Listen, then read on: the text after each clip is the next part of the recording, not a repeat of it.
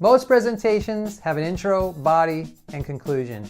But if you don't get your introduction right, they're not going to listen to the rest. We're going to talk about the 4 components that your introduction has got to have.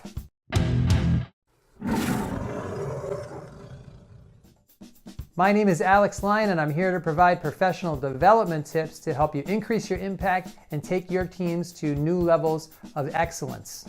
One of the ways you can do that is through better presentation skills.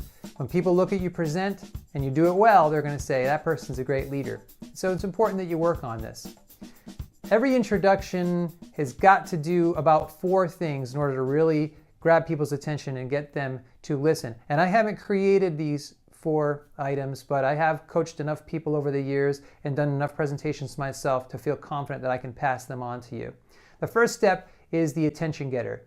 You have to do something in the very opening moments of your presentation to get people interested in what you're about to say. I have a whole separate video on great ways to open presentations that you can look at after this video. And so I'm not going to go into all the details, but one of the ways is an illustration, for example. And I saw a speaker live and in person, a well-known speaker named Charlie Plumb, who is a former prisoner of war from Vietnam. And he begins his presentation by pacing across this square on the stage. And those dimensions of the square are the same dimensions of his prison cell in Vietnam.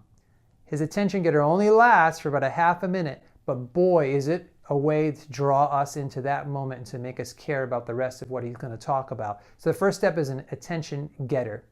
The second step is to tell your audience what their benefit is from listening. You forecast what they're going to come away with at the end of it. You have to tell people directly what's in it for them. Otherwise, they might not care, or they might think, why do I care? What's in it for me? And they don't ask that in a selfish way. Anytime we're listening to a presentation, we want to know how we can benefit. We want to know what we're supposed to pay attention to. And so you want to tell them directly. Let's say you're talking about retirement planning.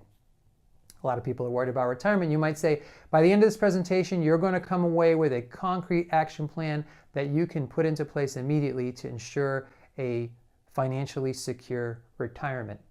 Okay, well, if you're telling me at the end of this 10 or 15 minutes that I'm going to come away with a concrete plan that I can move forward on, now you've got my attention. So the second step is to tell your audience directly what's in it for them.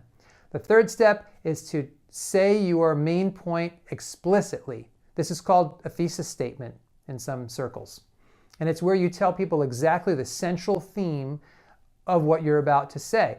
Sometimes people think they shouldn't do this and like, oh, I shouldn't tell them directly what I'm going to say. That seems so obvious. But I don't think this is something you should leave to chance. If you want people to walk away remembering your main point, then I think you should say your main point in the introduction very clearly as the number 3 item in your introduction. Once you've done that in about 1 sentence, really cleanly, give them a very brief preview in the 4th element of what is to come. This is a roadmap. It's where you basically say, here are the 2 or 3 items I'm going to cover. I think you should keep this as concise as possible, 1 little sentence. I've seen people give long, extended roadmaps and previews of what's about to come, and it sounds like they're already into their presentation. You got to keep it nice and concise. Let's say you're going to talk about the difficulties of retirement. You might say something as short as this. We're going to talk about some of the difficulties that people face in retirement and what you can do about it. That's very brief. And you tell people what's coming. They have a schema for how to listen to the rest of the presentation, but they don't feel overwhelmed and as if you already gave all the details. In my experience, if you do these 4 things, attention getter, tell them what's in it for them, give your thesis, give a brief, concise roadmap of points to come, people will be very interested in listening to the rest of the presentation.